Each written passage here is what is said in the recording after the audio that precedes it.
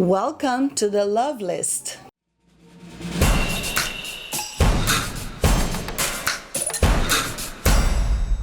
What's up, everybody? Today I am here to give you my top 10 movies of 2019.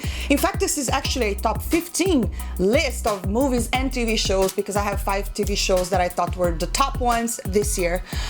So bear with me. This was actually a very fun list to put together. I really enjoyed doing that. And oh my god, we're almost at the end of the year. So without further ado, let's get this started. I have my list right in front of me. Starting at number 10, The Irishman. The Irishman is a movie directed by the legendary Scorsese.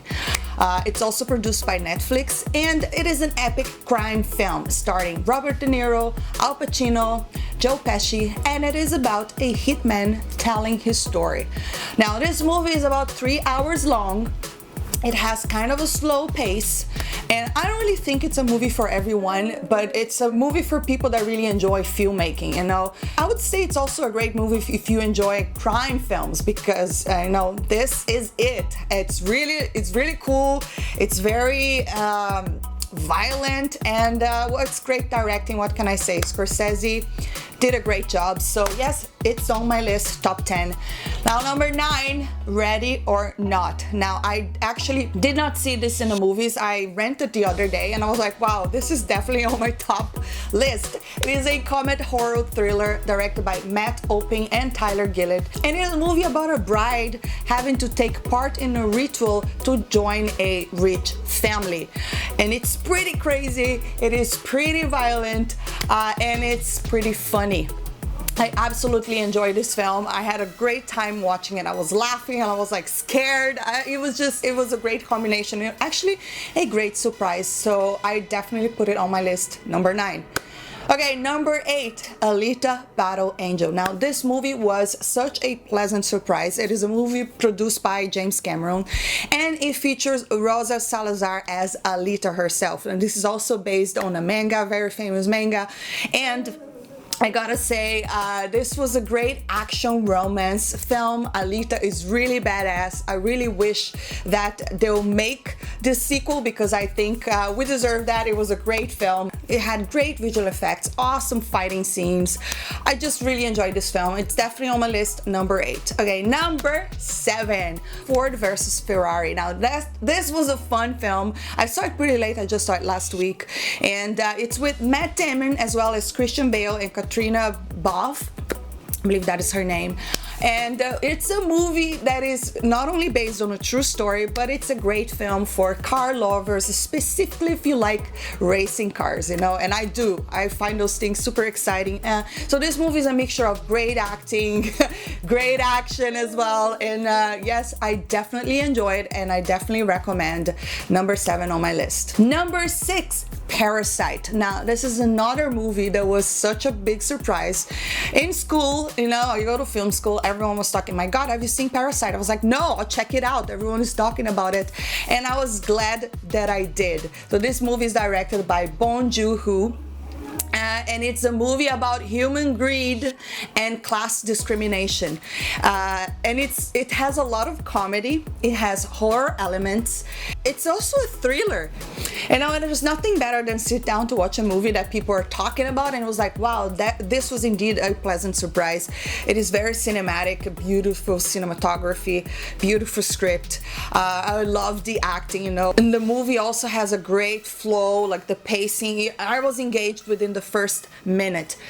It's definitely a fantastic film, and it's number 6 on my list. Moving on to number 5, I have John Wick, Parabellum. Now, I'm a huge fan of John Wick as well as Keanu Reeves, and he really rocks in this film. So this film features, of course, Keanu Reeves along with Halle Berry. He has great action scene. He's very intense. Also, the fight scenes are beautifully choreographed with long takes. It's an awesome film for those that love action, and it also gives you an idea of how the world of the John Wick works. It's kind of getting into the universe of Hitman and all of that. It was great film, so it's definitely on my list. Number 5. Number 4, Avengers Endgame. Now, of course, this movie had to be on my list because it was not only a cultural phenomenon, we made $2 billion, but I think it's something that was pretty remarkable by the Russo brothers.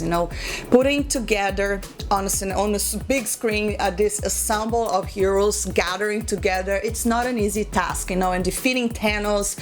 And we also have so many iconic moments now, which is, you know, the snap from Iron Man, also what happened to Iron Man. And this movie is the great package of what superhero films should be. You know, you have a great hero, you have great heroes actually, you have a great villain, you have, you know, emotional engagement. I still prefer Infinity War if I have to compare, but I think that the Russo brothers definitely did a great job, and of course it had to be on my list. Moving on to number 3, Shazam. If you have been around my channel, you probably know I was a big fan of Shazam.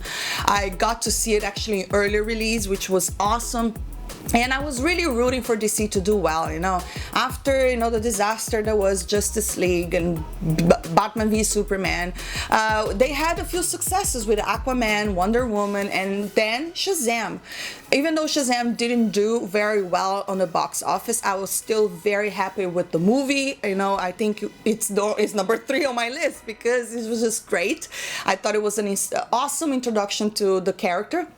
And it features Zachary Levi as the original Captain Marvel, you know, because that was the original Captain Marvel. If you don't know, you check out my video. I talk a little bit more about that there. And so we have Zachary Levi as Shazam and Mark Strong as Dr. Sivana. And this movie was directed by David Sandberg. It was a really fun introduction. It was a great superhero and I really enjoyed it. And I can't wait for Shazam number 2 because yes, it has been confirmed. We will get that. Moving on to number 2, Marriage Story. So this movie is available on Netflix now, and I actually did not see it on the theaters, which kind of makes me upset, but I saw it on Netflix and I was blown away, especially by how simple the concept is and also so at the same time very complex, because this movie is basically a character study of 2 people. You know, it's a movie about a marriage couple going through divorce, and it's also a movie that caught my attention because, you know, as a filmmaker myself, especially someone that is studying film, I know that I don't have the budget to make big action films like John Wick or Avengers Endgames. You know, I would love to make an awesome Jedi film someday, but I don't have the budget. So this kind of movie, A Marriage Story, is a kind of movie that I would be able to make, because basically it's just 2 actors talking to each other, and of course you have Adam Driver as well as Scarlett Johansson killing it. You know, great script, and the movie is directed by Noah Baumbach, and I just love this film. I cried. I thought it was very emotional. And because I was very impressed with this film and I really enjoyed the acting, it's really high up on my list. Number 2, Marriage Story was a great film this year. Alright, moving on to number 1. I'm pretty sure some of you may have guessed it already. My favorite movie of 2019 was Joker.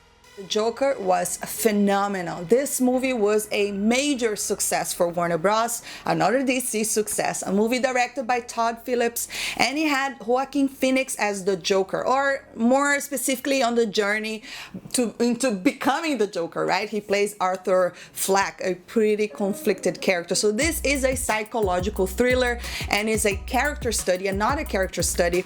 So it's also a very simple film in concept. You know, there's not visual effects and all these crazy things. It's just pure cinema, in my opinion. It's something that I really loved and I really appreciate.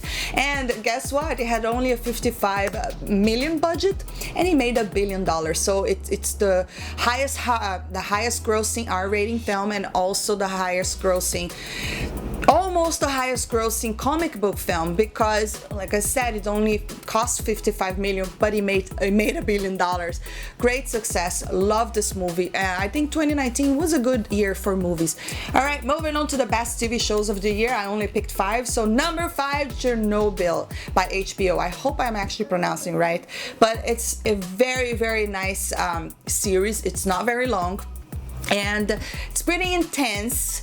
and it's based on also real fact. I actually thought it was gonna have Game of Thrones here, but after that terrible finale, kind of ruined the entire show for me. So now Chernobyl gets that spot. Number 4, The Boys by Amazon Prime. Now this show was such a success, and it's also a show that even though I don't think it will be for everyone because it's very violent, but it has a very interesting concept. It is a show that reinvents the superhero genre, because you know the superheroes in the boys world is, well, let's say they are not like the heroes we're used to. So this was a great surprise, awesome show, definitely recommend. Number 3, The Witcher by Netflix. This is another great show, you know, featuring Henry Cavill, Superman himself, and this is also based on a very, very, very popular video games as well as books. And the show, apparently people are loving it. I really loved it, despite the timeline being a little bit confusing. But it's a show that I think it's going to just get better and better and better. It is a great way into a fantasy world, which is something I really, really enjoy. So it's definitely on my list. Number 3. Okay, number 2, Stranger Things. Now Stranger Things has been one of my favorite shows, and this year it did not disappoint. I thought the season was very strong. I really had fun watching it. I love the visuals. I love how it's becoming bigger. We can see the production design. I love the acting is so strong. The characters are so likable. There's so many moments, and that 80s nostalgia is just this show is just beautiful. I love the show, and it is available on Netflix. And on number 1, we have The Mandalorian. Now, The Mandalorian has been such a pleasant surprise, and it became a hit with Baby Yoda. A lot of people is even saying that The Mandalorian or Baby Yoda is saving Star Wars. For me, it's kind of is, because the only thing that I'm interested in Star Wars right now is The Mandalorian and George Lucas films. That's about it. I also like the animation a lot. I'm actually watching Rebels right now, and I'm quite enjoying it. I love the Clone Wars, but The Mandalorian is just... it's beautiful. I love the cinematography. I love the storytelling. I love how simple it is, and at the same time so complex. I love the characters, the story. Everything about this show is just really great. Anyways, guys, that is my list of the top of 2019 movies and TV shows. I would love to hear your list. Drop your comments down below. I think it's always fun to come up with lists. And if you are here till now, thanks for watching. Don't forget to hit that thumbs up, subscribe for more, and I'll see you next time. Bye!